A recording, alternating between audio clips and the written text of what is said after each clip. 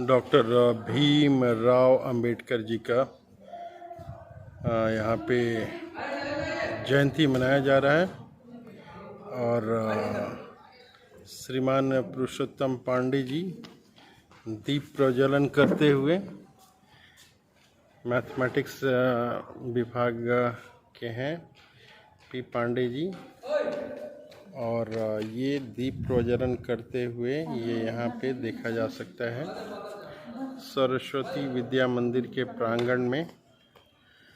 पूज्य तपस्वी जगजीवन जी महाराज सरस्वती विद्या मंदिर 3C में अंबेडकर जयंती मनाई जा रही है।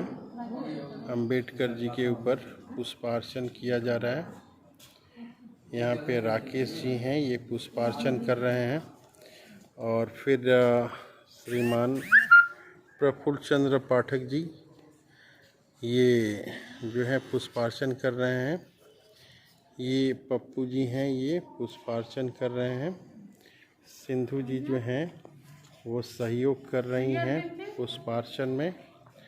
तो इस तरह से डॉक्टर भीमराव अंबेडकर की जयंती में ये पुष्पार्चन का कार्यक्रम हो रहा है। अब अरविंद मिश्रा जी के द्वारा ये पुष्पार्चन किया गया। तो यहाँ पे अभी जूम मीटिंग के द्वारा सारे भैया बहन स्कूल के जुड़े हुए हैं। ये श्रीमान वीरेंद्र जी हैं जो कि पुष्पार्चन कर रहे हैं। वीरेंद्र प्रताप सिंह जी आज इस कार्यक्रम के प्रभारी भी हैं और इन्होंने अभी पुष्पार्चन किया। तो सरस्वती विद्या मंदिर 3C में आज जयंती मनाई जा रही है। डॉक्टर भीमराव अंबेडकर जी का नाम जब भी आता है तो ये सर्वविदित है कि संविधान निर्माण में इनकी भूमिका जो है किसी से छुपी हुई नहीं है। तो आज जो है विद्यालय में सरस्वती विद्या मंदिर 3C में आज यह कार्यक्रम आयोजित किया गया है। सरस्वती विद्या मंदिर 3C सारे भैया बहन जो हैं जूम मीटिंग द्वारा इस कार्यक्रम में जुड़े हुए हैं। अरविंद मिश्रा जी से आग्रह कि भीमराव अंबेडकर जी के ऊपर प्रकाश डालें। माननीय अरविंद मिश्रा जी।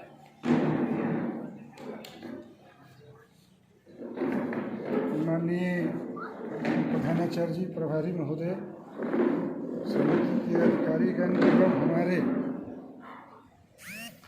विद्वान मित्रों, आचार्यगण, कर्मचारीगण एवं श्रद्धेय भारतवासियों, हम वेदों की कुछ पंक्तियों को झुठला नहीं सकते। ऋग्वेद के 88वें अनुवाक में 3 नंबर का जो श्लोक है, सूक्ति है, लिखते हैं वेदव्यास महर्षि, जन्मना जायते शूद्रः कर्मणा जायते वर्णः। जन्म से सभी मनुष्य शूद्र ही जन्म लेता है। कोई जाति का जन्म नहीं लेता है। कर्म से ही वह महान बनता है और कर्म से ही उसकी वर्ण या जाति तय है।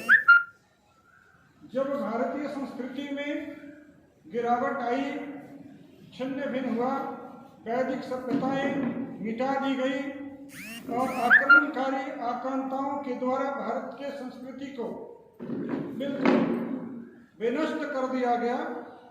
आप जानते हैं कि भारत में जाति प्रथा का और मंदिरों में निषेध का प्रारंभ मुगल शासन में हुआ। उन्होंने धर्म टैक्स लगाया था। धर्म टैक्स में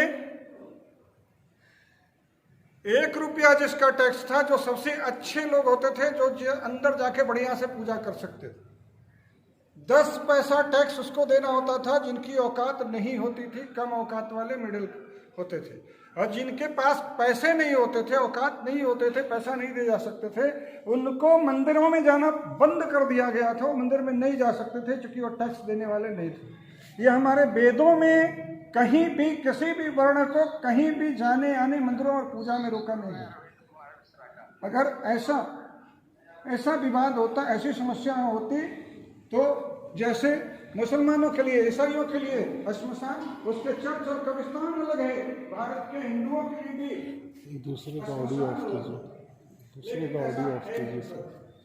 श्मशान सबका एक है, देवालय भी एक था, मंदिर भी एक था। तो ये मुसलमानों के द्वारा लगाए गए इस टैक्स के कारण भारत में गरीब जो लोग थे, जो अशिक्षित लोग थे, जो टैक्स नहीं दे सकते थे, उनको मंदिरों में जाने से रोक करके और उनको नीचा बता करके, नीच कह करके उनको गुमराह करके भारतीय धर्म को षड्यंत्र के तहत तोड़ दिया। और ये टूटने के कारण हम जातियों में बटे, वर्ण व्यवस्थाओं में बटे, और ये वर्ण व्यवस्था बंटने के कारण भारत में आज जो दुर्दशा की अवस्था है ये आई है। हम अगर डॉक्टर भीमराव बाबा साहब अम्बेडकर जी की बात करें तो ये बड़े ही विद्वान व्यक्ति थे और बड़े ही समझदार व्यक्ति थे।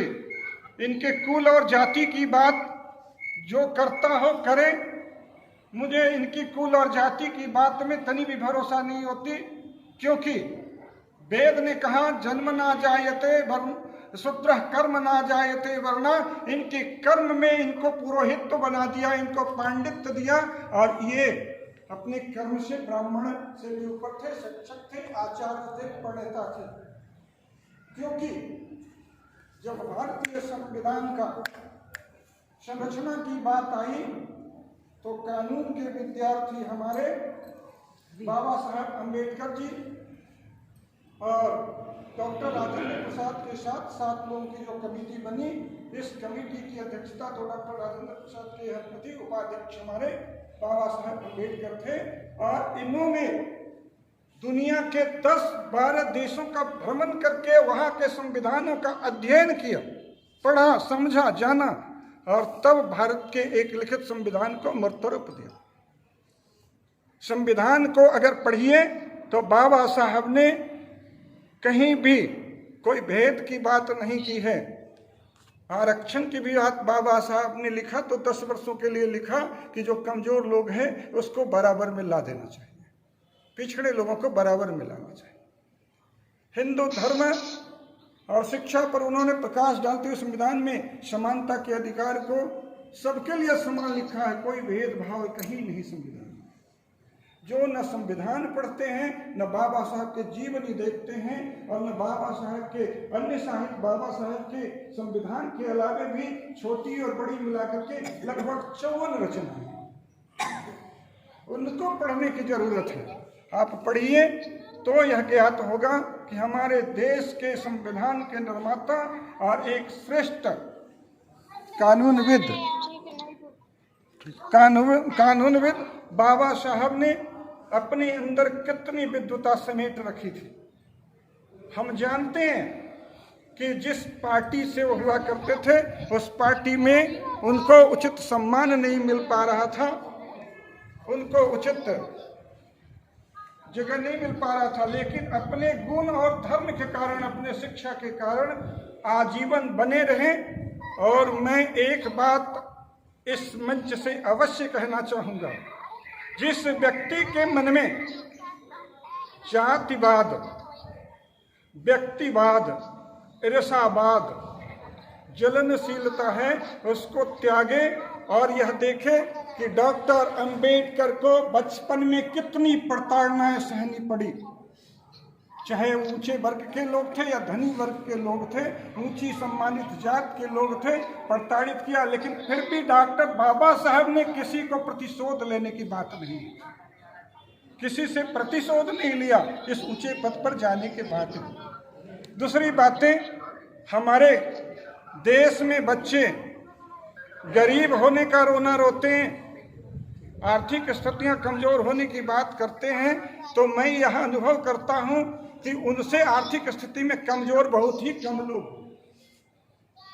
और समाज से पिछड़े वर्ग के थे, ये तो सबको पता है, फिर भी उतने ऊंचे स्थान पर जा सकते हैं। हमारा संविधान सबको बराबर का अधिकार देता है, यानी बाबा साहब अम्बेडकर ने सब में समानता देखी है, देश के प्रत्येक नागरिक में समानता देखी है, सबको समान अवसर, सबको समान अधिकार की बात हमारी संविधान करती है, जिसमें डॉक्टर साहब की आत्मा बसती है। भारतीय संविधान एक किताब नहीं है, भारत माता की मूर्त रूप है और डॉक्टर साहब की आत्मा है। आज सच्ची श्रद्धांजलि डॉक्टर साहब के प्रति यही होगी कि देश में जो आज जातिवाद, ऊंच नीच का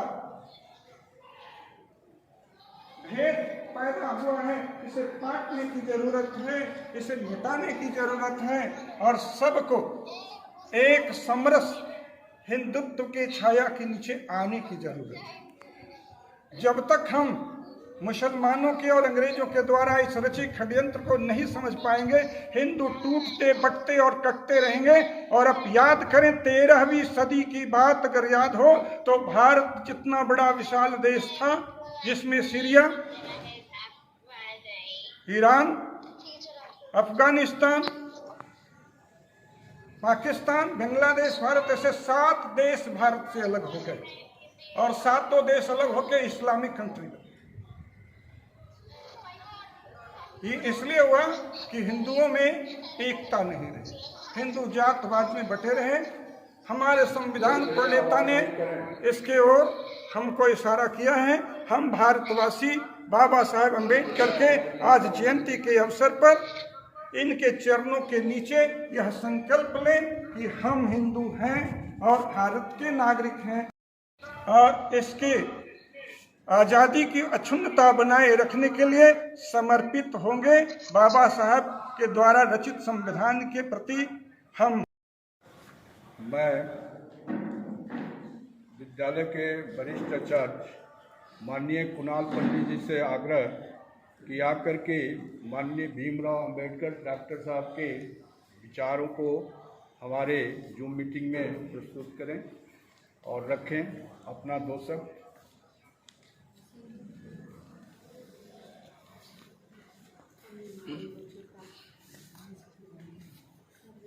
आदरणीय मंचासीन ऑनलाइन अतिथिवृंद, समुपस्थित आचार्य बंधु, भगिनी, कर्मचारी बंधु एवं सभी श्रोता बंधु, आज प्रसन्नता है कि विद्यालय परिसर में बाबा साहब डॉक्टर भीमराव अंबेडकर जयंती मनाई जा रही है। इस पावन अवसर पर मैं आप सबका आभार प्रदर्शित करता हूँ। डॉक्टर भीमराव अम्बेडकर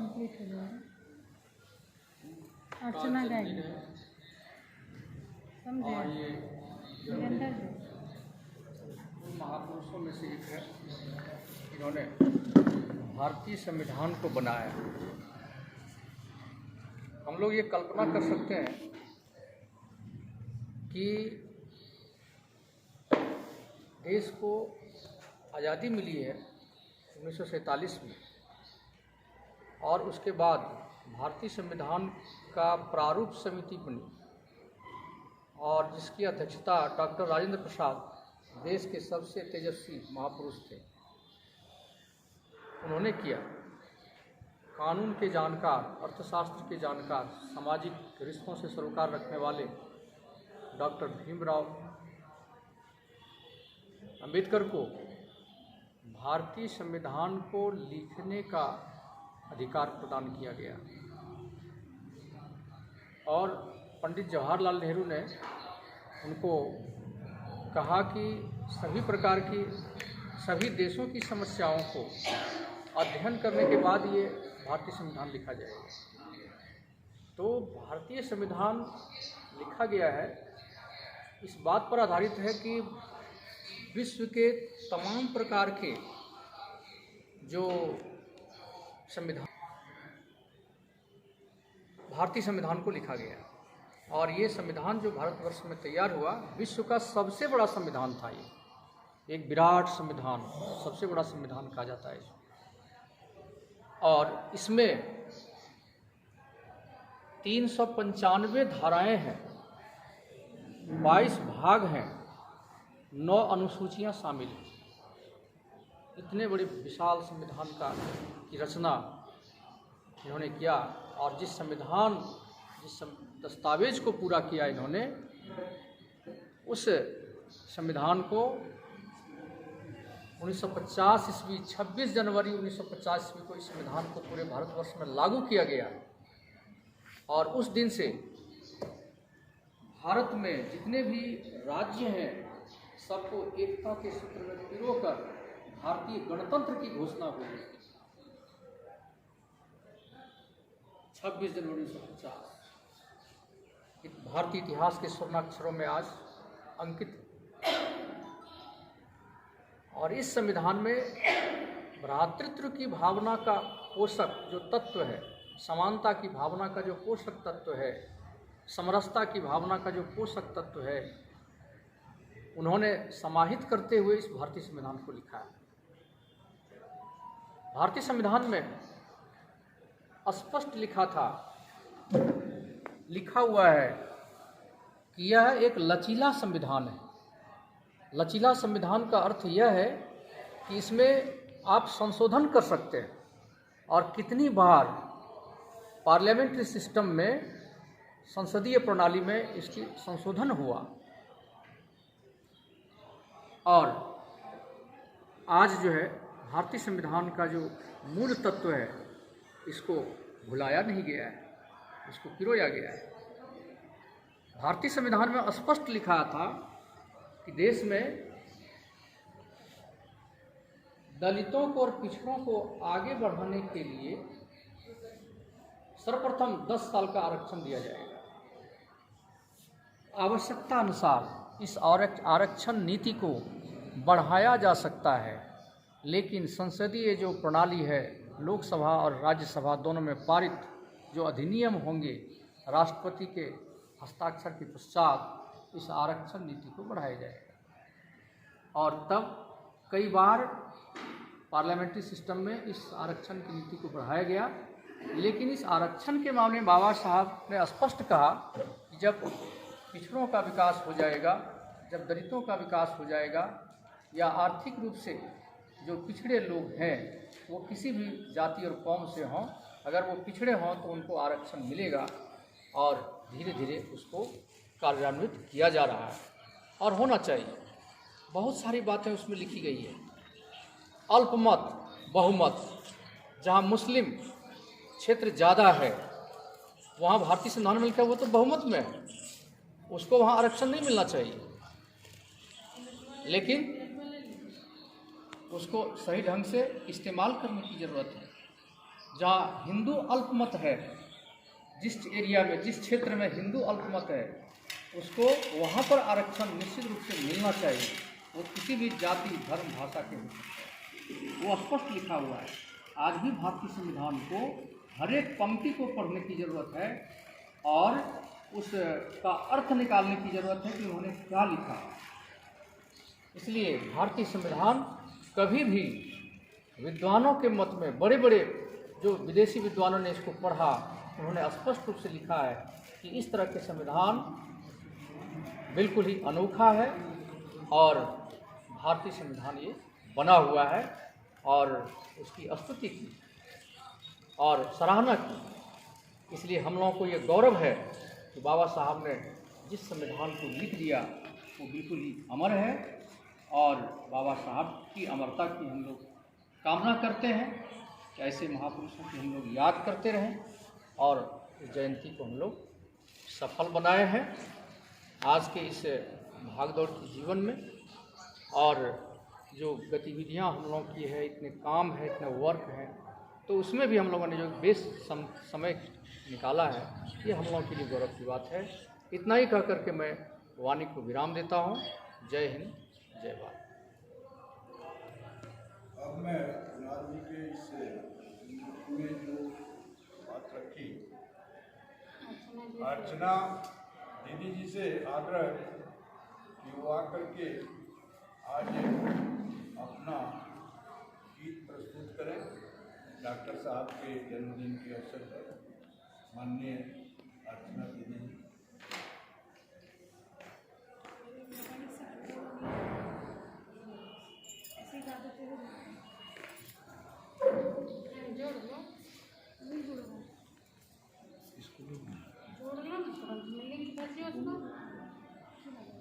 राव अंबेडकर जी के जन्म दिवस पर मैं एक गीत गाने जा रही हूँ।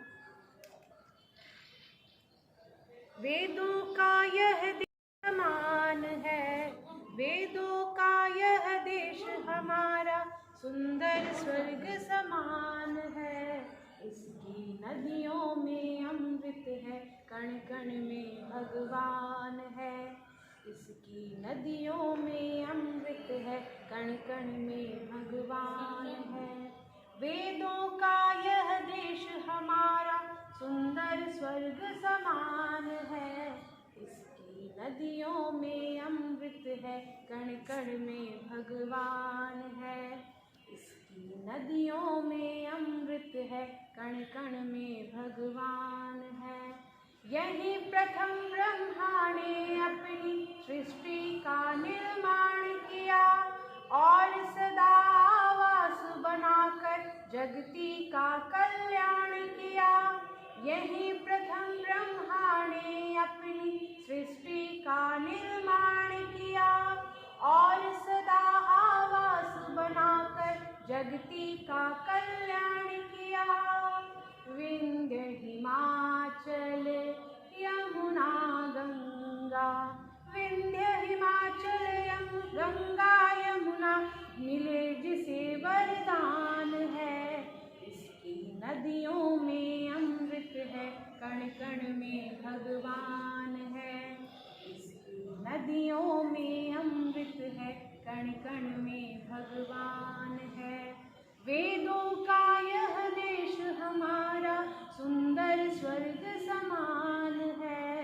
इसकी नदियों में अमृत है, कण कण में भगवान है। इसकी नदियों में अमृत है, कण कण में भगवान है। सप्त सिंधु के बीच शेष शैया पर है उनका आसन। यहीं बैठकर विष्णु जगत पर करते हैं अपना शासन। सप्त सिंधु के बीच शेष शैया पर है उनका आसन। यहीं बैठकर विष्णु जगत पर करते हैं अपना शासन। इसके बने पुजारी हम सब, इसके बने पुजारी हम सब, सब करते नित गुणगान है। इसकी नदियों में अमृत है, कण कण में भगवान है। इसकी नदियों में अमृत है, कण कण में भगवान है। वेदों का यह देश हमारा सुंदर स्वर्ग समान है। इसकी नदियों में अमृत है, कण कण में भगवान है। इसकी नदियों में अमृत है, कण कण में भगवान है। गिरि शृंगों की अचल श्रृंखला देवों का नित वास है। हंस जहाँ जल क्रीड़ा करते शिव शंकर का वास है। गिरि शृंगों की अचल श्रृंखला देवों का नित वास है। हंस जहाँ जल क्रीड़ा करते शिव शंकर का वास है। उसके ताल भरे तांडव में, उसके ताल भरे तांडव में भरे अनेक विधान है। इसकी नदियों में अमृत है, कण कण में भगवान है। इसकी नदियों में अमृत है, कण कण में भगवान है। वेदों का यह देश हमारा सुंदर स्वर्ग समान है। वेदों का यह देश हमारा सुंदर स्वर्ग समान है। इसकी नदियों में अमृत है, कण कण में भगवान है।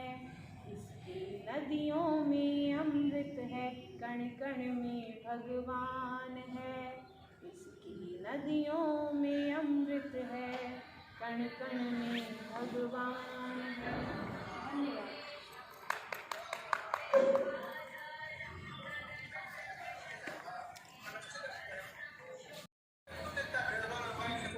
अब मैं माननीय प्रवीण कुमार झा जी से आग्रह कि आप 2 शब्द हमारे इस जूम मीटिंग में अपने जगह से ही रखें। माननीय प्रवीण कुमार वरिष्ठ आचार्य जी।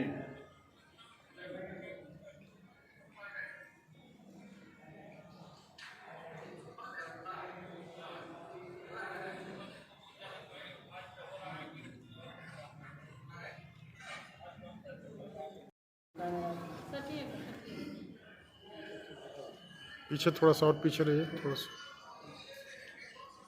चले जाइए।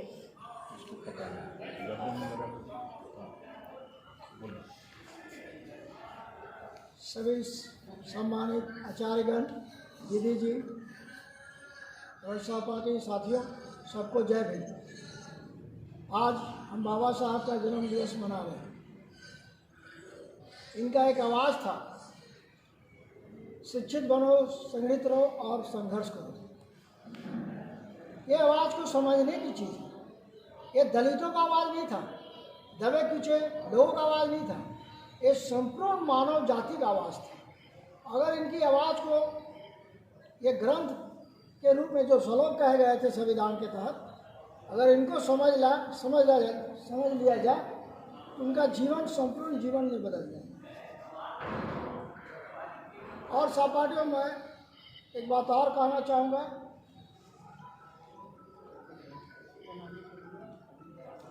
जब देश हमारा गुलाम था, जिस कुरीतियों से देश ग्रस्त था, कई ऐसे सामाजिक सुधार ने अपनी अपनी बातों को रखा और देश को इस कुरीतियों से दूर किया। फिर समय ने करवट ली और देश आज़ाद हुआ। और आज़ाद का आज नतीजा है कि हम सब हिंदू समाज में बढ़ रहे हैं। इन्हीं के साथ मैं अपनी वाणी को विराम। जय हिंद। चंदू जी 4th ग्रेड कर्मचारी, यानी कि सेवा भाव से विद्यालय में कार्य कर रहे हैं और इनकी वाणी भी कहीं कहीं मैं देखता हूँ बहुत ही तेजस्वी और बहुत ही अच्छे बात बोलते हैं। अब मैं माननीय प्रफुल्ल चंद्र पाठक जी, जो अपने विद्यालय के वरिष्ठ आचार्य, इनके द्वारा समापन कार्यक्रम धन्यवाद का किया जाएगा। आग्रह प्रफुल्ल चंद्र पाठक जी से।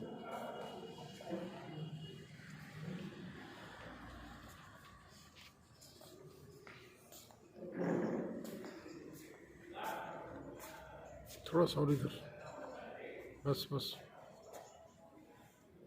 कहा जाता है कि भरा नहीं जो भावों से, बहती जिसमें रसधार नहीं, वह हृदय नहीं है, पत्थर है जिसमें स्नेह का प्यार नहीं। जिसमें स्नेह शब्द जुटा है। बहुत लोग भारत शब्द भी जोड़ देते हैं। ज्ञाताओं की तो कमी है नहीं। वास्तव में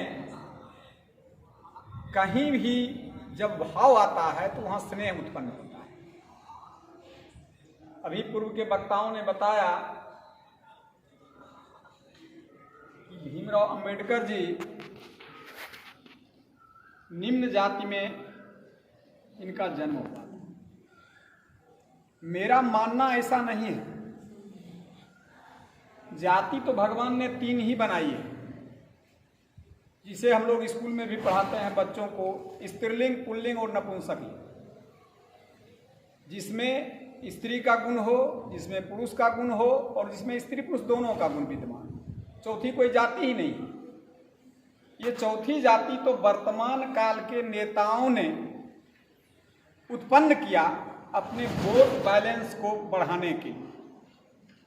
गीत में भी कहा गया है कि हिंदू हो या मुसलमान सब हैं भारत की शान, बाटे एक अपन धरती बाटे एक आसमान, चाहे वेद पढ़स चाहे कुरान बबुआ मैया भारती पुकारे सुन जवान। इस भारत भूमि में जो भी जन्म लिया है वह 3 ही वर्ग में बटा है, स्त्री पुरुष और जिसमें स्त्री पुरुष दोनों का गुण। चौथा कोई लिंग हमने पढ़ा नहीं ना पढ़ाया, तो फिर ये इस जाति के हैं, ये इस जाति के हैं, इस जाति के, इस जाति आया कहां से? भगवान ने 5 तत्व के माध्यम से जीवों की उत्पत्ति की है। वह है क्षिति, जल, पावक, गगन, समीरा, पंच तत्व यह धराशय है। और उसी 5 में सबको विलीन हो जाना है। प्रकृति के द्वारा ये 5 तत्व जो हैं वो जितने जीव हैं सबके लिए समान है, ना कि हिंदू के लिए अलग है, मुसलमान के लिए अलग है, क्रिश्चियन के लिए अलग है, अछूतों के लिए अलग है, श्रेष्ठों के लिए अलग है, ब्राह्मणों के लिए अलग है, राजपूतों के लिए अलग है, ऐसी कोई बात नहीं है। और ज्ञान किसी के अधीन नहीं होता। जिसके पास ज्ञानी है, जो ज्ञानी है, जो ज्ञान को अर्जन किया है, वही इस संसार का श्रेष्ठ व्यक्ति है, चाहे वह किसी जाति में जन्म लिया। बाबा राव भीम अंबेडकर जी हमारे इस सिद्धांत को दिखाया। उन्होंने अपने जीवन में उन्हें बड़ी प्रताड़ना सहनी पड़ी, लेकिन किन्हीं का विरोध उन्होंने नहीं किया, क्योंकि उनका तो लक्ष्य था चरे वेती चरे वेती, हमें चलना चाहिए, चलना चाहिए और उस लक्ष्य पर चलना चाहिए जहां दुनिया मुझे समझेगी, जानेगी और अपने किए हुए कार्यों पर पश्चाताप करेगी। जिसका ज्वलंत उदाहरण आज मेरे सामने है।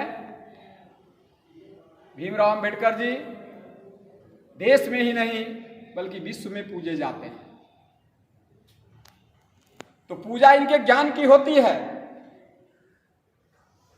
तो ऐसा आज हम लोग संकल्प लें कि हम जहां भी हैं, जिस काम को कर रहे हैं, कोई काम छोटा नहीं होता है, सब काम प्रभु का है और सब काम भारत माता का है। तो हम कार्य करते हुए अपने आप को उस शिखर तक ले जाएं, तभी इस जयंती को मनाने का सार्थकता संभव हो। आज इस अवसर पर मुझे धन्यवाद ज्ञापन का कार्य सौंपा गया है। इस कार्यक्रम के संयोजक वीरेंद्र प्रताप जी, वक्ता के रूप में माननीय अरविंद मिश्र जी, कुणाल पंडित जी, अपने मधुर स्वरों से संगीत में इस सभा कक्ष को करने वाली अर्चना जी, सिंधु जी, नीलम जी, सीमा जी और अपने चतुर्थ वर्गीय कर्मचारी। वर्ग इसलिए बांटा गया है कि काम का अलग अलग विभाजन। वर्ग से अर्थ नहीं होता है निम्न और उच्च। चंदू जी जो यहां रखे वो बहुत मार्मिक विषय है। तो ये सारे व्यक्ति जो हैं, ये सभी अपने बहुमूल्य समय को निकाल करके डॉक्टर जी के चरणों में 2 शब्द रखे। अपने दिनेश जी अपनी कलाओं को प्रदर्शित करके, इसमें सहभागिता दे करके अपने बहुमूल्य समय को दिए। आप सभी धन्यवाद के पात्र हैं। आप सभी से मैं कामना करता हूं कि ऐसे समय में आप अपना जो बहुमूल्य समय देते हैं, इसके लिए विद्यालय आप लोगों का बहुत आभारी है। साथ ही साथ प्रत्यक्ष या अप्रत्यक्ष रूप में जो भैया बहन, जो आचार्य जी या अन्य गणमान्य लोग जहां से लिंक से जुड़ करके इस कार्यक्रम को देख रहे हैं, उनके प्रति भी मैं आभार व्यक्त करता हूं। जाने अनजाने में प्रेस मीडिया के अन्य बंधु भी इस कार्यक्रम को देख रहे होंगे, उनके प्रति भी मैं आभार व्यक्त करता हूं। किनका किनका आभार व्यक्त करूं। इस प्रकृति में इतने जीव हैं, कोई सुन रहे हैं, कोई कार्य कर रहे हैं, कोई लगे हैं। इसलिए परमात्मा को मैं बहुत बहुत साधुवाद देता हूं कि परमात्मा ने जिन जीवों को इस चर्चाओं को सुनने के लिए आग्रह किया, प्रेरणा दिया, उनके प्रति भी मैं आभार व्यक्त करता हूं। धन्यवाद। धन्यवाद सभी को।